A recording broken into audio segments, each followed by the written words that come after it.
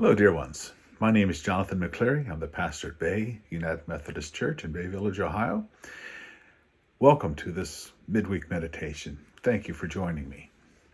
Well, winter is coming. For fans of a recent television series, that phrase may create a sense of fear and dread. You may have the same reaction if you are not a fan of the snow and cold that we get here every winter. But the thought of the coming winter brings out a totally different reaction from those who enjoy hitting the slopes on a cold winter's day. People who love to ski, I found, really love to ski. Do not count me among them. A friend once talked me into skiing. Once is the operative word. While he went off to ski on the regular runs, I fended for myself on the bunny slope. When I talk about that day, I like to tell people I had an instructor, a Swedish one. His name was Soren de Keister. Okay, bad joke, I know, but even me on the bunny slope, that was a joke as well. So if you take me to a ski resort, just point me to the hot tub. I'll be fine right there. When I was in seminary, I had a professor from Vermont who loved to ski. Any chance he could get, he'd grab his skis and go. But he taught us something insightful one day in class, and it's a thought I'd like to share with you today. He said he could give us all kinds of books about skiing. He could relate to us how to do it, describe what it's like, teaching us everything we needed to know.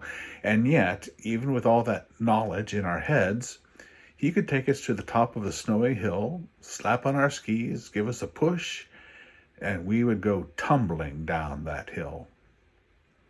His point? There are many things in life you just can't learn through books, lectures, or discussions. Some things you learn only through personal experience. Jesus taught his disciples many things about the kingdom of God and how to apply it to their lives and the lives of others. Sometimes they thought they understood, sometimes not. But in Luke, when Jesus sends out 72 of his disciples in pairs, that's when this kingdom of God business began to click for them. Their personal experience of living the gospel made it real for them. Luke 10:17 sums up their experience. The 72 returned with joy and said, "Lord, even the demons submit to us in your name." The thing is, discipleship for you and me is not something you get from a book. You can attend all the Bible studies you want, listen to all the sermons you can stand, you can attend seminar after seminar, but you won't be a disciple until you go out and live as one. Just as you really won't know anything about skiing until you actually try it, so will you not truly understand discipleship until you apply your faith in real life situations. The book of James famously tells us that faith is nothing if it's only in the abstract. It's of no use at all. James 2:17 says, "In the same way, faith by itself, if it is not accompanied by action, is dead." Even secular sources understand this. Julius Caesar is said to have given us the phrase, "Experience is the best teacher."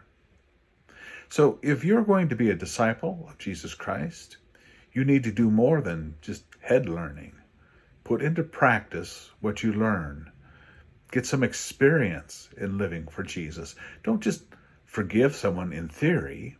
Speak to them face to face and do it. Don't try to love someone from the inside only. Put hands and feet to your love and demonstrate it. Don't just say you're standing up for justice. Your actions will show you what justice really looks like. Don't just say you'll stand with Jesus no matter what. Take up your cross and make that stand, no matter the cost. Like me on the bunny slope, there may be a learning curve. Unlike me on the bunny slope, don't give up after the first attempt. Keep going and never give up. In John 13, after Jesus gave his disciples a lesson in humble service, he concluded the lesson by saying, "Now that you know these things, you will be blessed if you do them." Notice the condition he puts on that blessing. If you do them. Knowing things about the gospel is not enough to be blessed. Putting what you know into action is the true path of blessing. Let your experiences give you the best lessons of discipleship you'll get anywhere. Studying is great. I recommend it, but it won't mean anything until you put what you know into action. Thank you for joining me today. God bless you all, and I will see you soon.